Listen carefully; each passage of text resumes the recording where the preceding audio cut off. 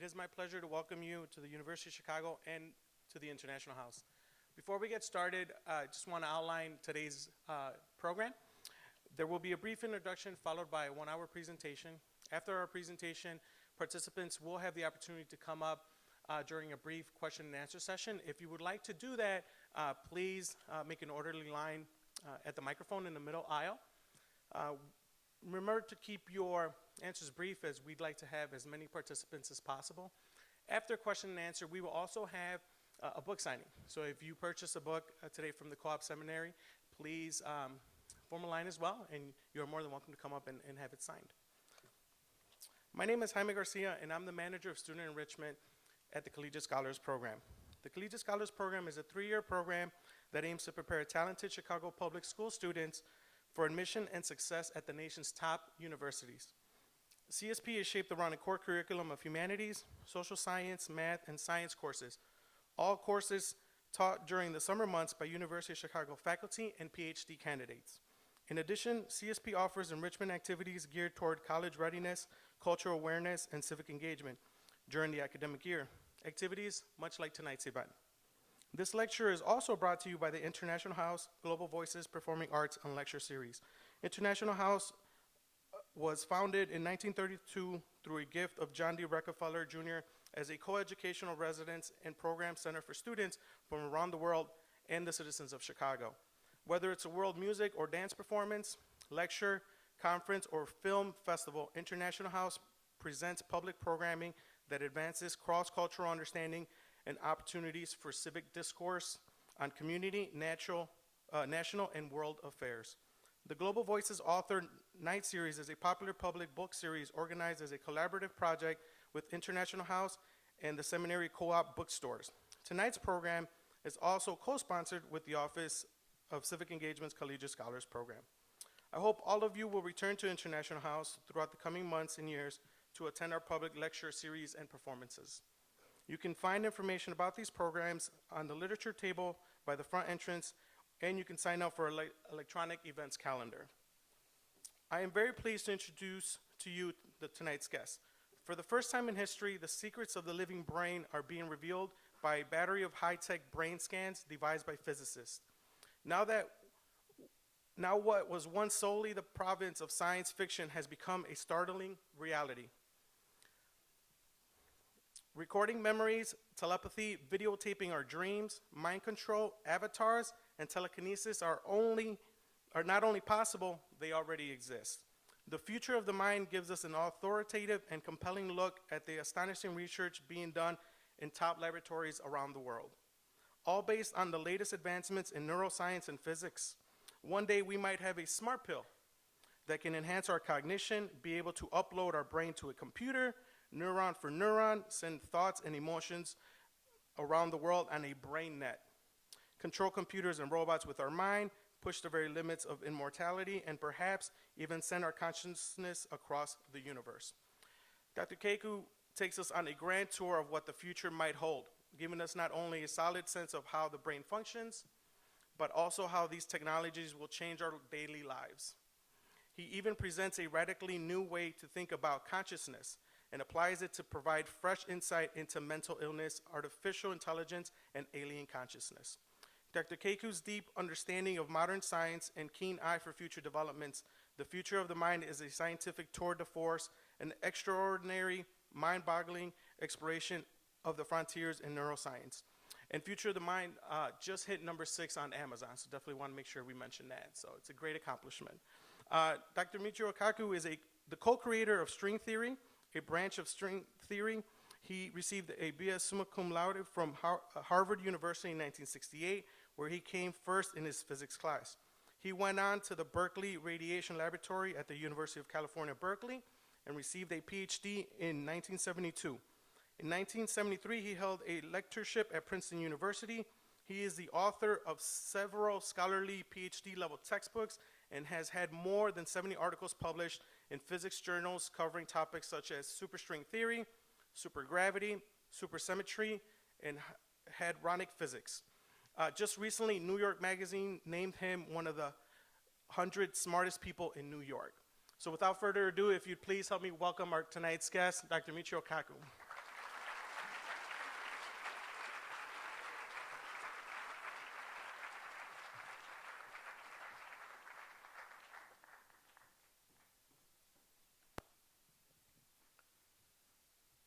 Well, after such a great introduction, I can't wait to hear the speaker myself. I have a confession to make. New York Magazine voted me as one of the 100 smartest people. However, in all fairness, I have to admit that Madonna also made that same list. And next year, they tell me that Lady Gaga is going to push me off the list entirely. Now, I'm a physicist. And you may say, well, what does a physicist do anyway? How does it differ from chemistry? Well, we physicists, we invented the transistor. We invented the laser. We constructed the internet. We wrote the World Wide Web. And also, along the way, we invented television. We invented radio, microwaves, radar. We created the space program. We created the GPS system. And we love to make predictions. When we helped to build the internet, one physicist predicted that the internet would become a forum of high culture, high art, and high society. Well, today we know that 5% of the internet is pornography. But that's because teenage boys log on to the internet. Just wait until the grandmas and grandpas log on to the internet. Then 50% of the internet will be pornography. And some people say, well, what is the difference between engineering, physics, chemistry? Let me tell you a short story. During World War II, the Nazis once captured a bunch of American scientists and called them spies. Well, there was a geologist, a physicist, and a chemist, and they were lined up in front of the firing squad. Well, all of a sudden, the geologist said, "Earthquake! Earthquake!" And there was chaos. Everyone scrambled for cover. Meanwhile, the geologist snuck away and escaped. Well, after people realized there was no earthquake, they got together and put the physicists and the chemists up against the firing squad. And then the physicist said, "Lightning! Lightning!" And everyone scattered, wondering where are the lightning bolts coming. And once again, the physicist snuck off. Now there was just the chemists. The firing squad was ready. And what did the chemist say? He said, "Fire! Fire!" That's why we don't have that many chemists now. But today, I'm going to talk about the greatest mystery of all science. One is, of course, the origin of the universe. And that's what I work on professionally. I work on what is called string theory, which we hope will allow us to, quote, read the mind of God. But there's also another mystery, and that mystery sits on your shoulders. It weighs 3 pounds. It consumes 20 watts of power. But to duplicate the human brain with a computer, you can calculate that a computer would have to be the size of a city block. A city block worth of supercomputers, energized by a nuclear power plant, cooled down by a river. And yet your brain does it with only 20 watts of power. So when someone calls you a dim bulb, that's a compliment. And how much energy does it take to keep your brain going? Oh, a hamburger. And to cool it down, maybe a Coke. And yet it is the most complex object in the known universe. You have to go 24 trillion miles to find an object as complex as the human brain. So let's now talk about the brain, but put it in context. This is my last book that I talked about right here, Physics of the Future. It sailed on to the New York Times bestseller list. For me, it was gratifying because the word physics never gets on the New York Times bestseller list. Never. In fact, I did it twice.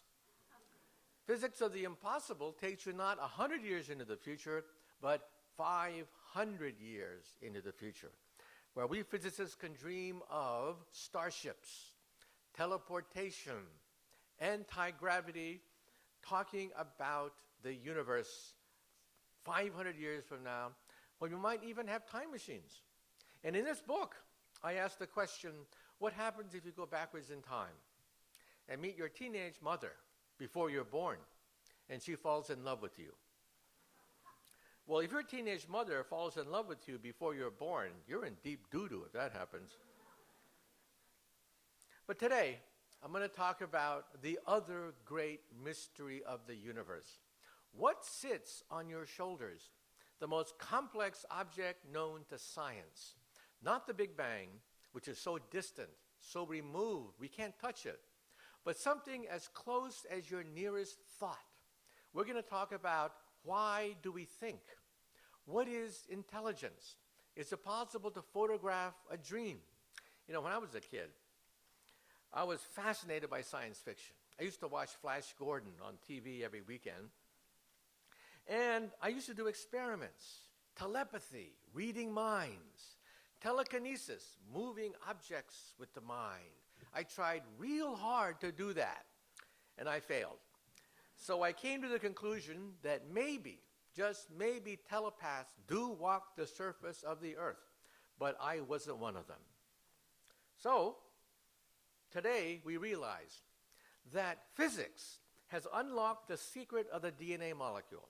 It was physicists who said that the DNA molecule should be probed with X-rays. Now we can read the DNA. Now we physicists are turning our attention to what sits on our shoulders. We are mapping the brain.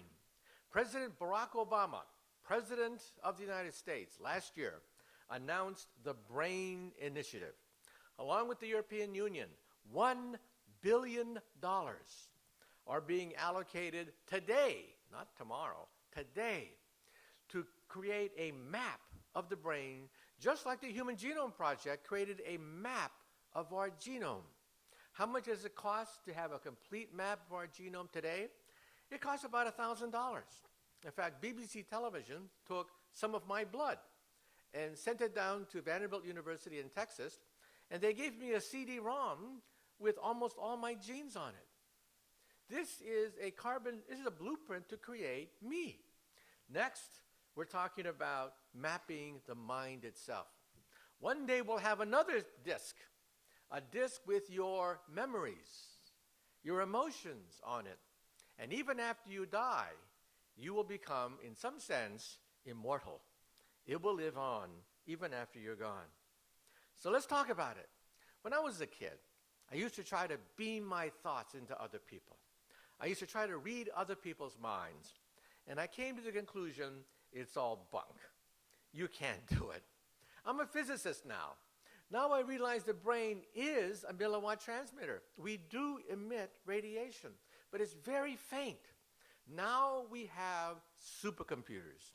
We have MRI machines, and now we can begin to decode the messages from the brain. So telepathy is one of the great devices of science fiction. Now we can do it. We can actually read minds. And in the Matrix, uploading memories was considered fantastic. Think about it, pushing the play button and become a gung fu master overnight. And in the Matrix, reality itself was a dream. Reality itself was a fiction. Can that be possible? Well, let me ask you a question. Late at night, when you're all alone and it's quiet late at night, have you ever had the feeling, just briefly, the feeling that maybe you're the only one in the universe? Maybe reality is a fiction. Maybe you were put on the earth to see whether you're smart enough to figure out that everything is a fiction. It's all imaginary. You are the only one in the universe. Ever had that feeling? Raise your hand. Raise your hand if you ever had that feeling. You guys are crazy. You guys are nuts. You think you're the only one in the universe? That's ridiculous. I'm the only one in the universe. You're just a fiction of the hamburger I had last night. It's all a dream uploaded into my memory. I'm the only one around. Well, let's talk about this. Can you upload memories? The answer is yes. The first memory, as I mentioned in my book, was uploaded into a mouse last year. And the goal of this is to one day create a brain pacemaker for people with Alzheimer's syndrome. We have a definite goal. Alzheimer's is when the memory decays. We are going to record simple memories and put it into the brains of Alzheimer's patients. And beyond that, maybe we'll have a memory that you never had before, a memory of vacation. You'll have vacations. And how many courses did you flunk in college? Maybe you'll have a chance to push the play button and relearn those courses that you flunked when you were in college. And of course, uploading memories has consequences. This is the former governor of California having memories uploaded into his mind, vacations, even a marriage. His marriage was uploaded into his mind, and it was totally fake. Can you imagine one day waking up, sitting next to Sharon Stone, and realizing it's all a dream? Is that possible? And then, what happens if you can connect the mind to an exoskeleton? The military is dumping millions of dollars, and you'll see this in today's slideshow. Connecting the human mind to an exoskeleton.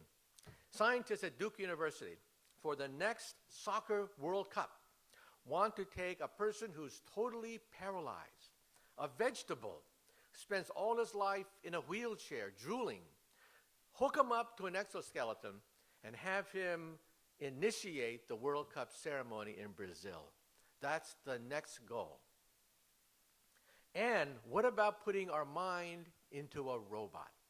This is the movie Surrogates, starring Bruce Willis. This could be the future of the space program. Why send astronauts into outer space where it's dangerous and costly? Why not send robots, drones, connected mentally to an astronaut sitting in his living room? NASA is looking at this. And then, telekinesis, the ability to move objects with the mind. This is Carrie, and if you read the book or saw the movie, she gets back at all the people who made fun of her at the senior prom by destroying the entire high school. What's the lesson here?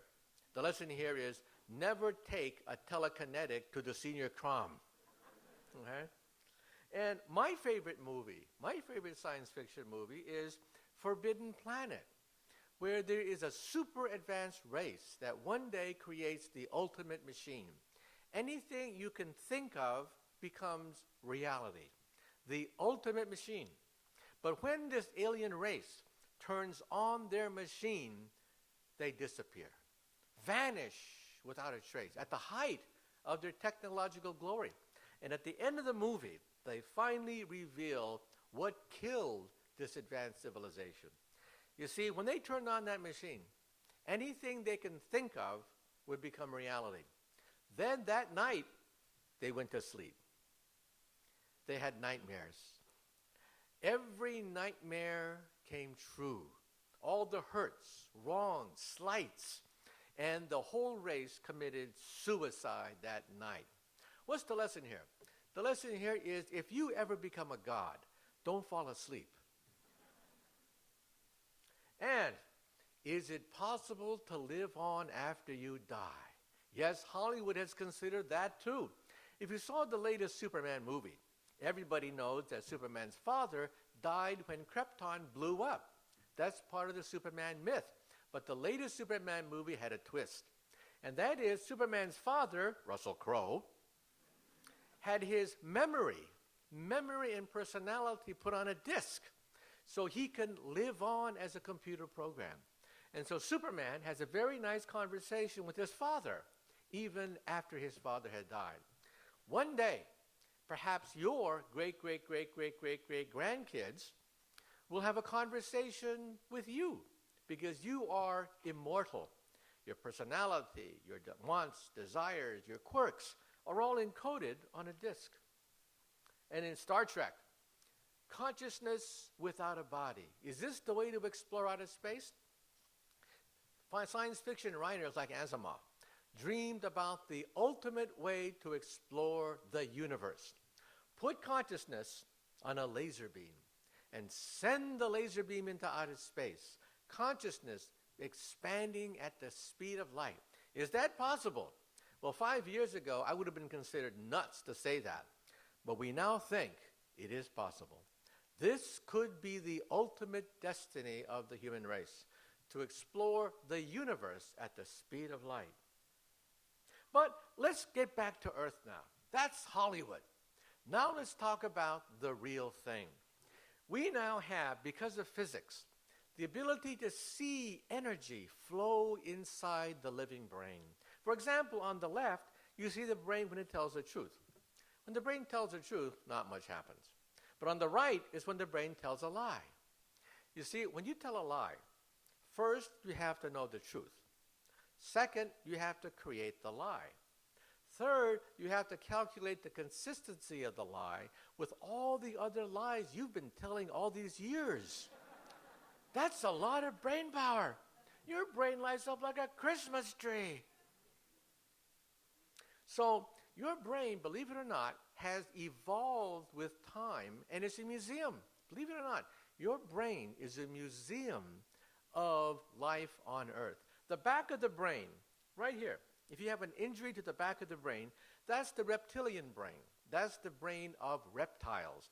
If you have a car accident and you injure this part of the brain, you lose balance, the sense of territoriality, appetite. Things that reptiles feel at the very back is called the reptilian brain. Then the center of the brain is the monkey brain. Emotions are there, memories, especially emotions, because monkeys are social animals. That's the monkey brain at the very center in blue. That's called the old mammalian or the monkey brain. And then to the front is the thinking brain, the cerebral cortex. And when we analyze living people, we find some astonishing things. Certain mythologies, certain old wives' tales are actually true. Every parent knows that teenagers suffer from brain damage. We all know that. Just talk to your teenage kids at night. It's true. You can actually see with brain scans that the frontal cortex of teenagers is not fully developed. And that's why they really do suffer from brain damage. And it's another old wives' tale that when a man talks to a pretty girl, he becomes stupid. Yes, you can prove that under a brain scan. You can actually see that blood drains. Blood drains from the prefrontal cortex. Men really do become stupid talking to pretty girls, especially Monica Lewinsky. You can see that with these brain scans. This is absolutely amazing. The lore, all the lore, the anecdotes we've told each other for thousands of years, you can actually see that on brain scans. And if you were to slice the brain horizontally, and then touch the brain with electrodes, different parts of your body will move when you touch the brain electrically. And so you get a map called the Penfield map, a map of the brain as it controls the body. And of course, much of it is your mouth, because eating is very important for us. Your fingertips, look at how big your fingertips are, because that's where most of your attention is. Eyesight, fingertips, and mouth. Most of your brain is devoted to that. If I had a dolphin and hooked up a dolphin to this, I would find that the ear, the sonar, would be very, very large. A dog would have a totally different Penfield diagram because dogs deal with smells. The nose would be extremely big on the Penfield diagram because dogs live in a world of smells. And then at the very center is your pleasure center.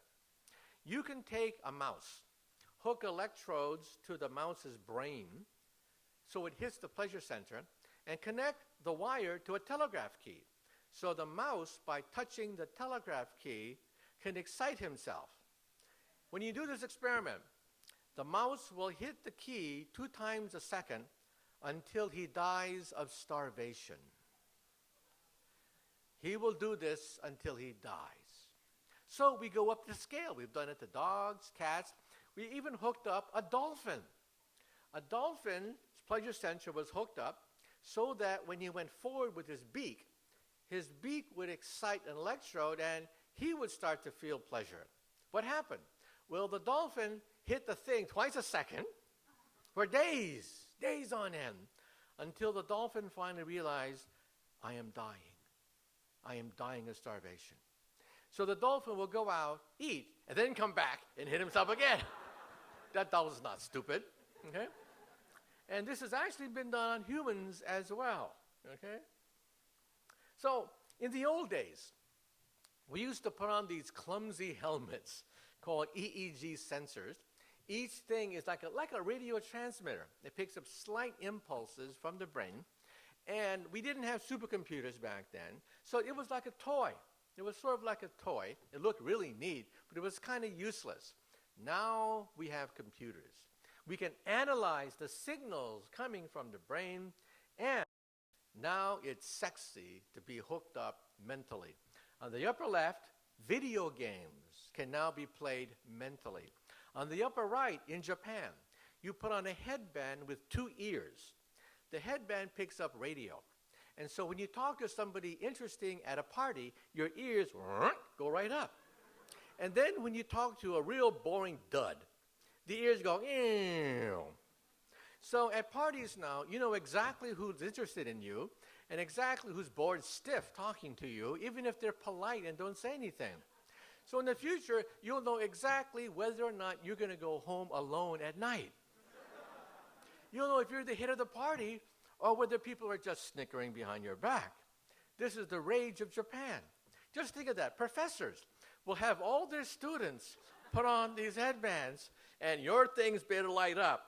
Once your thing starts to go like that, F, F, F, for you students in the audience. And in the lower left, Apple computers. Apple computers is now thinking about how can the human mind energize laptop computers, energize your TV set, the lights, the thermostats. In the future, when you walk into a room, you'll simply mentally call for your car, which drives itself, turn on the lights, turn on the TV set, no mouse, and do dictation. Do dictation mentally. This is being looked at by Apple computers. And then it's going to be sexy. Fashion models. All of a sudden, it'll be fashionable to be hooked up mentally without any mouse, without using your fingertips or taking dictation. It'll be sexy to do this, and very practical. This is my colleague, Stephen Hawking. Stephen Hawking used to communicate with his fingertips. He used to use his fingertips to control a mouse on a laptop. He has now lost control of his fingertips. All he can do is blink. That's all he can do. That's a very painful way to communicate with the outside world. So what do? Hey, we're physicists, right? On his right glass, look at his right glass very carefully. There's a chip. We put a chip in his right glass, hook that chip up to a laptop. He mentally controls that chip, which then types on the laptop computer. Here's somebody who is totally paralyzed, a mind in a trapped body, and yet he can communicate with the world. Not only that, but we can now make him walk. This is called BMI, brain-machine interface. On the right, you see a chip put right on top of a person's brain. It's a painless operation, by the way. The brain has no pain sensors. You can remove half the skull, and you don't feel a thing, because the brain cannot feel pain. So you put a tiny chip, about the size of a dime, on his skull, hook it to a laptop computer, and you give the gift of mobility. This man is a vegetable. He had a massive stroke. He cannot communicate with his loved ones. They simply come and stroke his arms and go home. He's a vegetable. Well, at Brown University, they hooked him up to a laptop. He can now surf the web, read email, write email, play video games, operate his wheelchair, operate household appliances, and he is totally paralyzed. Now, the military is interested in this. Think of all the veterans of the Iraq-Afghan war who have lost arms and legs. This woman here had problems with her brain many decades ago. She is a vegetable. They hooked her mind up to a mechanical arm. She can now actually sip Coca-Cola, And when she communicates, she does it by blinking. It's a very painful way to communicate, but she's totally paralyzed. She blinks and spells out the letters of the alphabet. Very painful. And when she was hooked up, she loved it. And what did she blink? She blinked that she would love to have mechanical feet as well as arms. That is coming. The military is now spending millions of dollars on a program called Revolutionary Prosthetics. This man is a veteran. He's lost his arm, probably due to a roadside bomb. These arms have the sensitivity of a normal arm. You can handshake, you can fist bump, you can high five with these. And next is not only devices that allow you to pick up an egg with that kind of sensitivity, but also a complete exoskeleton. What are we talking about? We're talking about Iron Man. An exoskeleton with even superpowers. An exoskeleton that will give the gift of life, perhaps, to Stephen Hawking. Think about it. The ability to have the dexterity to use a pen, to walk. And like I said, in the next World Cup soccer games in Brazil, the person who ignites and sets off the soccer games may be a quadriplegic with an exoskeleton. And this means that a human can operate a robot. This is Japan. In Japan, we have Asimo, one of the world's most advanced robots. Asimo can run, he can walk, he can climb up stairs. Asimo can dance. He dances much better than I do. I've been on a number of science specials with Asimo. He outdances me every time. You can now put a worker with an EEG sensor, connect him to Asimo, and he is a surrogate, just like in the movie Avatar, just like in the movie Surrogates. This could be the future of the fire department. In very nasty fires, why do we have to send humans? Why not send a surrogate who is superhuman, guided by a fireman? This could be the future of the space program. It's very costly putting something into outer space because of life support. You know, it takes $10,000 to put a pound of anything in near Earth orbit. That is your weight in gold. Think of your body made out of solid gold, and that's what it costs to put you in near Earth orbit. To put you on the moon costs about $100,000 a pound. To put you on Mars is about $1 million a pound to put you on Mars. That is the cost of diamonds. Why? Because life support is so precious and expensive. Why not send robots into outer space? Robots are strong. They don't bellyache. They don't complain. They don't go on strike. And they don't come back. This is great for the space program. And this could be the future of the classroom of the future. In other words, we all know what you do when you don't feel like going to school. You play hooky, right? Come on, fess up. Play hooky, right? Well, in the future, you will have a surrogate. You will mentally be in contact with the surrogate when you are sick. The teacher sees your face inside the surrogate, knows that you're paying attention. You see the teacher's face in your surrogate from your bed. In the future, you will never be able to play hooky again. Isn't the future wonderful? Surrogates in the classroom. And then people ask the question, well, you know, the eye is an extension of the brain. Believe it or not, the eye is a direct extension of the brain. Why not input information directly into the eye, the brain, via contact lenses? This is the future of the internet. The future of the internet is to get into your contact lens. You will blink and you will be online. And who's the first people to buy internet contact lenses?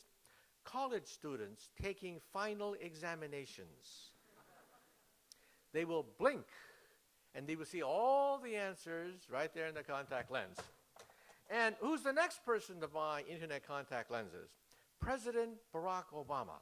So he doesn't have to have these damn teleprompters in front of him giving him his speech. And who's the third person to buy internet contact lenses? Vice President Joe Biden. So he never says anything goofy anymore. He will always be on message. Actors, actresses will always be on message. And think of this, if you're a clumsy, tongue-tied Romeo, you will have poetry coming out of your mouth the next time you're on a date. Your date will be so impressed. You are so elegant, so romantic, because you can read your contact lens. And even husband and wives will have their contact lenses connected. How many husbands or wives go shopping and buy the wrong thing? Next time the wife will say, I can see it through your contact lens. No, that apple's rotten. Don't buy that. No, don't buy this celery. Just think of what you can do when you have a brain net. What's coming after this? A brain net. Emotions, sensations will be sent on the internet. Can you imagine teenagers on Facebook sending emotions to each other? This would be incredible. If somebody wins a gold medal at the Olympics, they can email the emotion of winning the Olympics right on BrainNet. And this will revolutionize the movies. The movies haven't changed for 50 years. For 50 years, the movies have been flat with sound. That's it. That's the movies. In the future, you will have movies with emotions and sensations on them. And as I said before, surrogates will go into outer space, become firemen, construction workers, dull, dirty, dangerous, the 3 Ds. Dull, dirty, dangerous jobs could be done by surrogates. So surrogates may allow us to explore outer space, to do dangerous jobs, because the mind controls the surrogate. And now, let's talk about uploading a memory. This has been a dream for years, to upload a memory, and now we can do it. Last year at Wake Forest University, and also USC in Los Angeles, they took a mouse, it's a very humble memory, they recorded the memory of the mouse drinking some water. At the very center of the brain is the hippocampus. The hippocampus is your memory center. That's where short-term memories are turned into long-term memories. They recorded the image, the sensation of sipping water. Then the mouse forgot the task later, and then they reinserted on the right. They reinserted the memory into the hippocampus, and boom, the mouse remembered. Now at MIT, they actually inserted a false memory into a mouse. In other words, a movie of a vacation. Let's say that you've always wanted to go to Paris, but never had the time. No problem. There's a memory here that says Paris. You can insert it and have a vacation that you never had before. On the upper right is the brain pacemaker. It is a pacemaker that can record and reinsert a memory into the hippocampus. Now, if the hippocampus is destroyed or injured, you cannot form long-term memories. There's a very sad case of a gentleman decades ago who had an operation right here, and they accidentally cut his hippocampus. He lost the ability to form a memory. When you greeted him, he would say, hi, how are you? And then he would forget, and then he would say, hi, how are you? You saw the movie 50 First Dates with Drew Barrymore? That's based on a true story. A true story. Ever seen the movie Groundhog Day with Bill Murray? That too was based on a true story. Having to relive that moment over and over and over again. And in fact, it's very sad. This gentleman had this operation when he was about 20 years old. Decades later, he became old. And he would look at himself in the mirror, and he'd be horrified to see that he wasn't young. He was an old man. And then he would forget the fact that he looked in a mirror, and then he would say, hi, how are you? He would even forget what he looked like. Well, we can now cure that, we think, with an artificial pacemaker to insert memories into the mind. Now, this has enormous implications. Think of how many courses you flunked in college. Think of all the courses you would like to take but never had the chance. You can learn karate. You can learn new skills. This could change the workforce. The workforce changes when new technology comes in and workers are thrown out of work. They may be able to learn new skills this way. And next, if that isn't enough, can you videotape a dream? This was once considered preposterous. Dreams? What are dreams after all? Well, get this. This is done at the University of California at Berkeley. First, they MRI scan the brain, shown left, and they can do it with very small MRI machines. On the right is the world's smallest MRI machine. It is the size of a briefcase. And how small can you build an MRI machine? We physicists calculate, using Maxwell's equations, that the smallest MRI machine you can build is this big. You will have an MRI machine in your medicine cabinet. You will have more power in your medicine cabinet than the University of Chicago Hospital. We're talking about MRI scans that you can do by yourself at night. And what do you do with this?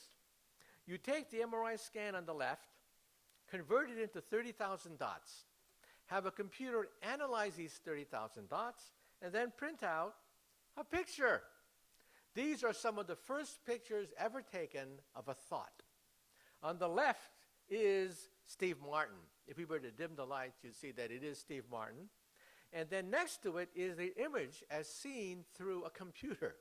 Not bad. It's fuzzy, but you can clearly see that it is a human with eyes, nose, and this is what animals look like. On the left is an elephant. On the right is the computer reconstruction. On the left is an airplane.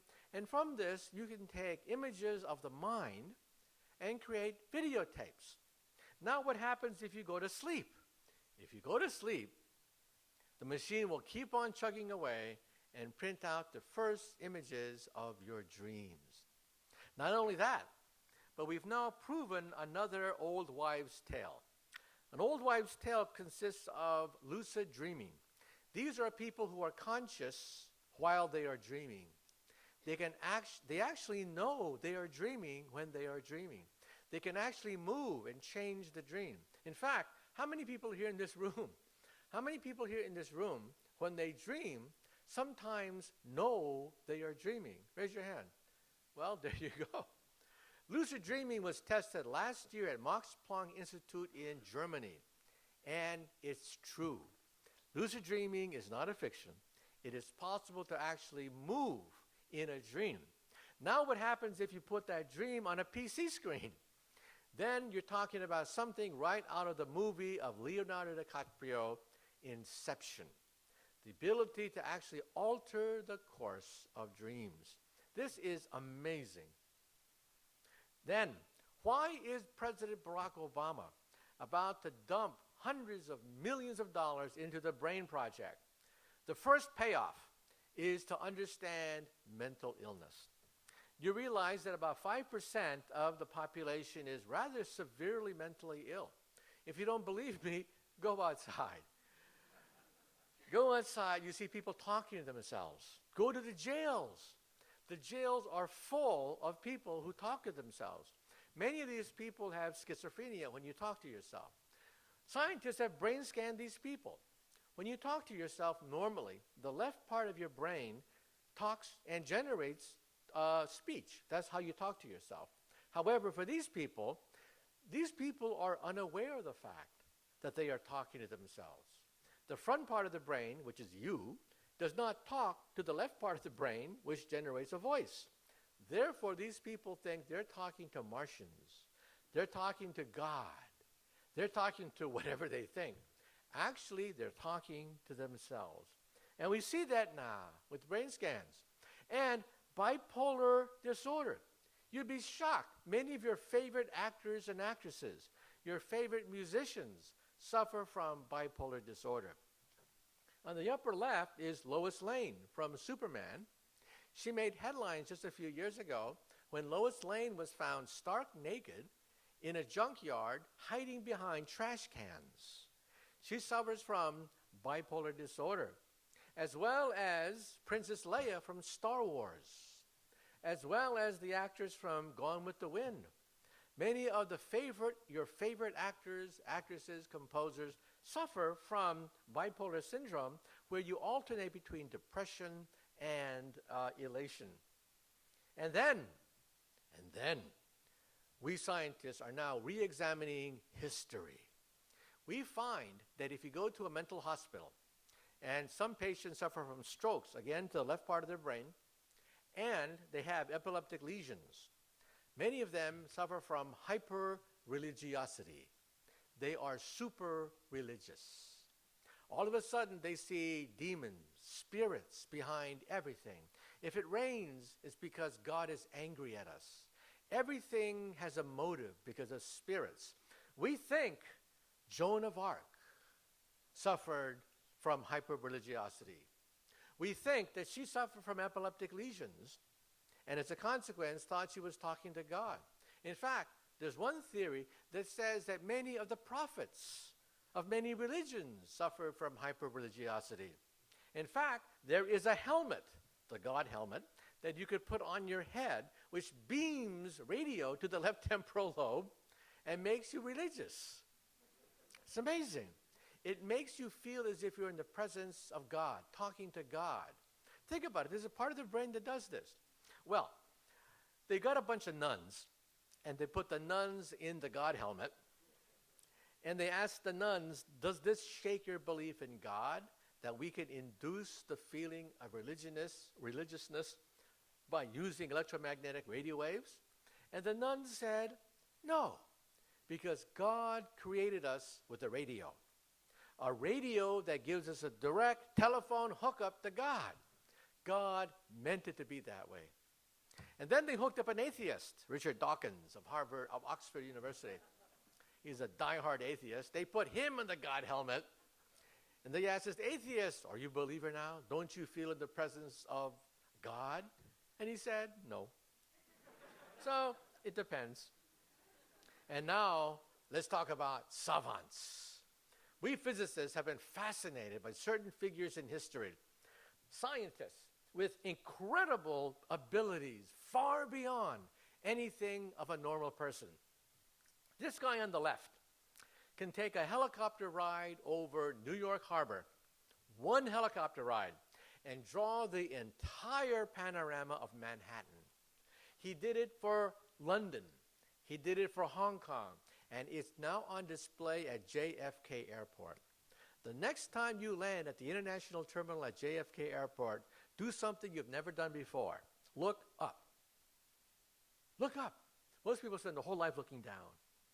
Look up, and you'll see this incredible mural painted by this guy after seeing Manhattan once. How does this happen? It turns out that some of these individuals had injury, again, to the left part of their brain. One person had a bullet that went through the left part of his brain as a child. Another person dived into a swimming pool, hit his head on the bottom of the swimming pool, and then both of them became super geniuses in mathematics.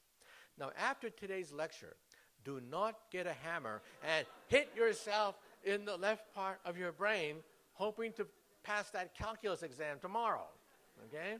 It don't work that way. It's a miracle, but it's happened several times in history. We've documented, we've brain scanned these people. We now realize that photographic memory is possible. You can talk to these people and say, what did you do 30 years ago on May 2nd at 4 o'clock in the afternoon? What were you doing? And they'll say, well, I was reading a novel. I was on page 320. You want me to read the page that I was looking at? Incredible memory. We brain scanned these people, and we think the following. There are many theories. One theory that I prefer is, we now realize that the brain records, but the brain also erases. We used to think that the brain naturally erases memory by attrition. It just wears off and rusts. No. Memories have to be erased. We now realize that for these people, the erase mechanism is broken. They have forgotten how to forget. And that's why they can tell you what they were doing 30 years ago on April 2nd at 4 o'clock in the afternoon. I mean, some of us don't even know what we were doing yesterday. These guys can go back 30 years. And some of the greatest geniuses of all time had Asperger's. This is Isaac Newton. He was not a pleasant person. He is the greatest scientist who ever lived. Even Einstein said so. You would not want to invite Isaac Newton for dinner. He'd make a horrible dinner conversationalist. But many Nobel Prize winners were like that. In fact, if you want to see people who have Asperger's syndrome, watch The Big Bang Theory on CBS television. Classic Asperger's syndrome. Clueless with women. Doormats on a date with when you date a pretty girl. Well, welcome to the world of genius. Believe it or not, Albert Einstein's brain is still with us.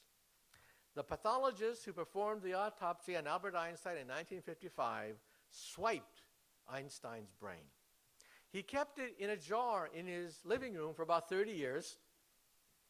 He drove across country with Einstein's brain in a mayonnaise jar, and we finally have it back at Princeton. It's now sitting in Princeton Hospital, and we've analyzed his brain. And now we could even analyze Freudian psychology. Freud was popular in the last century. Then people laughed at him for many, many decades. Now Freudian psychiatry is coming back a little bit because you can actually see things that he predicted that could not be seen 10 years ago. We've learned more about the brain in the last 10 years than in all of human history combined. That's how much we've learned. Freud said that the brain consists of the ego, superego, and the id. The ego is you. Your superego is your guilty conscience, and your id is your desire. Well, believe it or not, we can actually see 3 parts of the brain light up when you have a chocolate cake. When you see a chocolate cake, boom, your pleasure center lights up.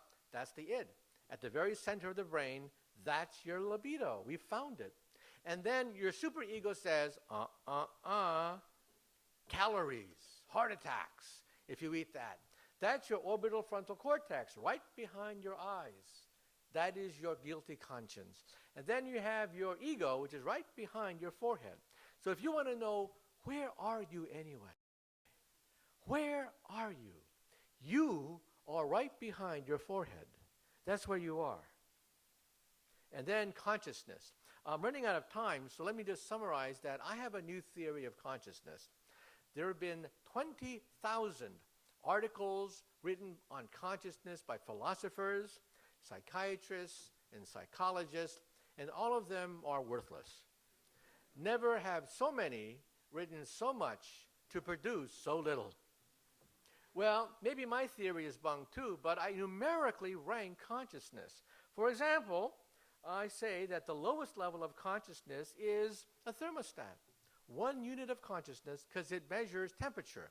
Flowers may have 10 units because it measures rainfall, humidity, moisture, sunlight, the direction of gravity.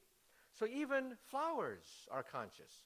I don't think you should talk to them, but I think that flowers have some consciousness. Then reptiles, the reptilian brain in the back. The reptilian brain is the lowest level of consciousness. It understands its location in space. It understands where the prey is and where it is located. Then we have the monkey brain. At the center of the brain, emotions, which ranks where you are in the social hierarchy. Are you the top dog? Are you the underdog? Are you just a drone worker? That's the monkey brain. And then the highest level is predicting the future. We daydream. We plan. We scheme. Animals do not. Animals have no sense of tomorrow. When it gets cold, animals hibernate. But we, when it gets cold, we plan to, take out our rubbers and take out our down jacket and make plans. Animals don't do that. Animals have no concept of the future. We do. I talk about robots in my book, but we're running out of time. Even emotional robots I talk about. But let me end on a note. As we said before, President Barack Obama wants to initiate the BRAIN project.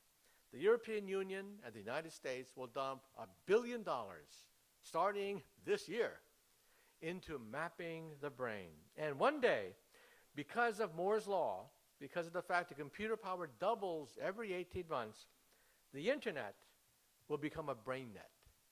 The internet will have emotions, will have sensations and feelings on it, And one day, we will perhaps explore the universe by sending our consciousness into outer space. You know, in the movie Contact, there's a scene where Jodie Foster looks up at the night sky, looking for intelligent life, and she says to herself, if there's no intelligent life out there, what a waste. What a waste, this whole universe devoid of consciousness. Well, perhaps one day we will explore the universe as pure consciousness. And now I'll take a few questions, but let me sum up. When I was a child, I had a role model that kept me going all these decades. My role model was Albert Einstein. And my favorite Einstein story is this. When Einstein was an old man, he was tired of giving the same talk over and over and over again. So one day his chauffeur came up to him, and the chauffeur said, Professor, I'm a part-time actor. I've heard your speech so many times, I've memorized it. So why don't we switch places? I will put on a mustache. I will put on a wig. I will be the great Einstein, and you can take a rest and be my chauffeur. Well, Einstein loved the joke, so they switched places. This went along famously until one day, a mathematician in the back asked a very difficult question. And Einstein thought, oh, the game is up. But then the chauffeur said, that question is so elementary that even my chauffeur here can answer it. Anyway, thank you very much. We'll take questions from the audience.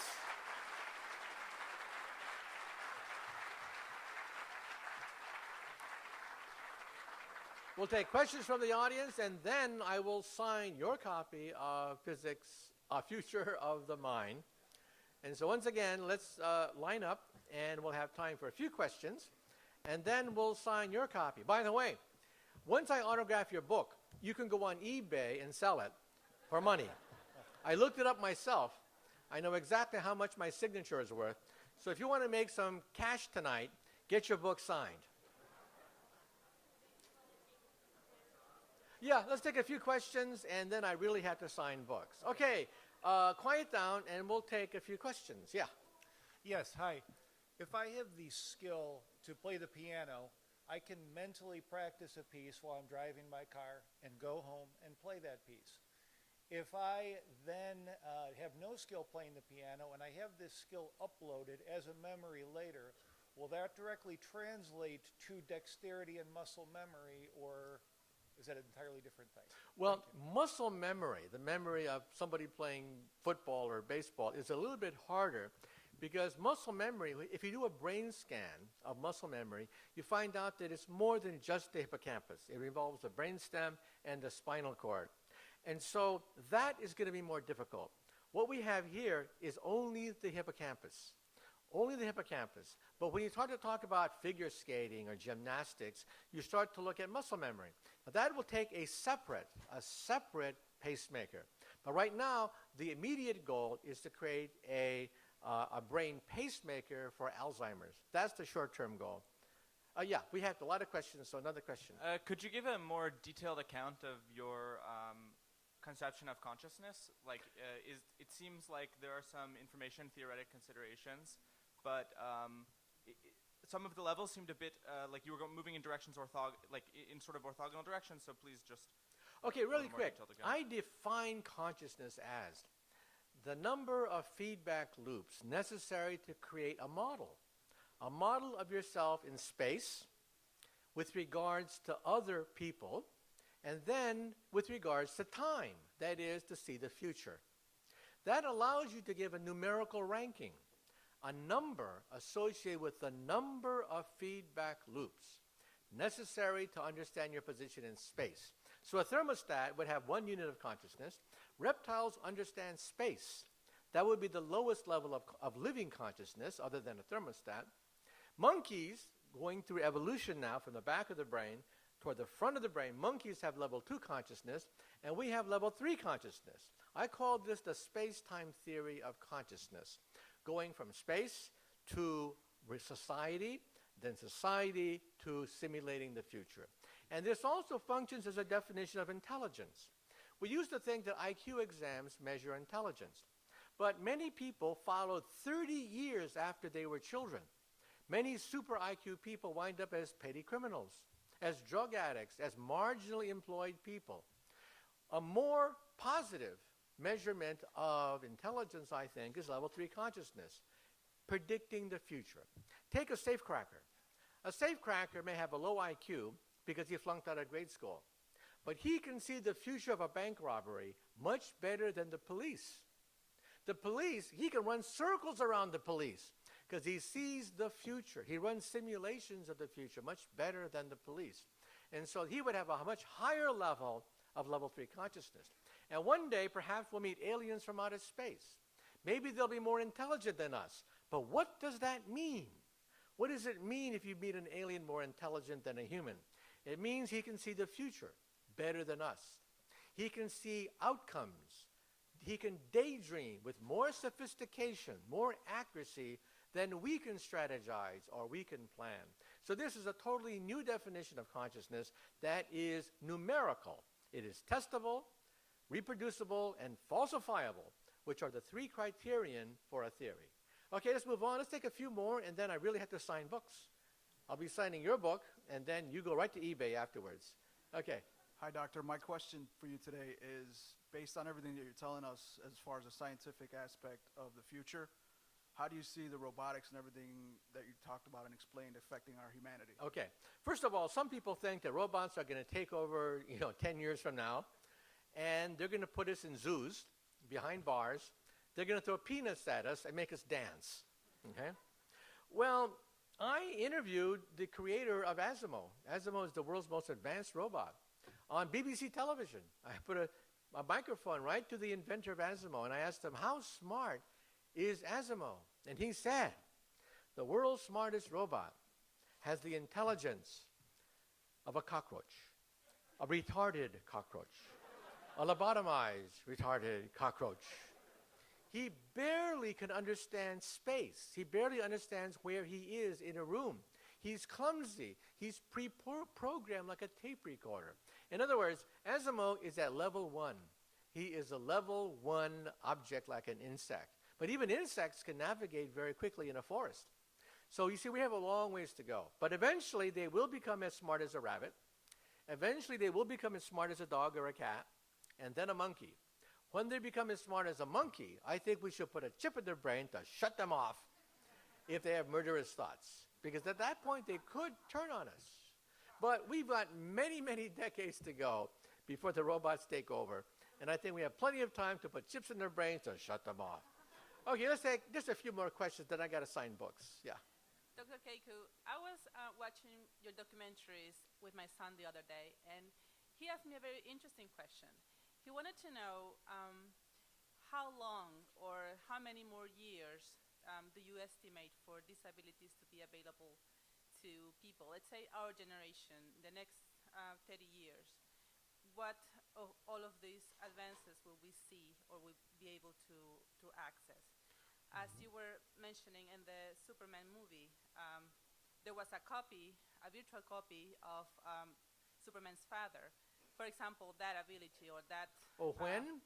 Well, let's try to put this in a rough chronological order. In this decade, we will have driverless cars. In the end of this decade, we'll start to tinker with internet contact lenses. In this decade, we'll have RoboDoc, that is a doctor in your wallpaper that is intelligent, that will give you medical diagnosis. We'll have RoboLawyer in your wallpaper that is almost for free and give you legal advice when you have a car accident. That's all going to happen in this decade. And then with regards to the brain pacemaker will be available for animals in this decade. In the decade after that, then we're talking about a brain pacemaker for humans, uploading simple memories into humans in the next decade after that. Then we're going to start to see a proliferation of robots in the house. Useful robots, not just a robot, but useful robots. They're not conscious, they're not self-aware, but in the next state after that, we're going to start to see robots become perhaps as big as General Motors. Lots of little robots doing simple tasks, but not taking over by any means, okay? And then in the decade beyond that, we may have BrainNet. And that is emotions and memories sent on the internet, movies will become obsolete. Movies will be replaced by things that have sensation, that have memories, and will control things mentally. That's in the third decade, okay? But unfortunately, I had to sign books. So Thank you very why much. don't I end here? I apologize to you people on the line. I really had to sign books or my publisher's going to kill me. So line up, and I'll begin to sign your copy of The Future of the Mind. Guys, thank you.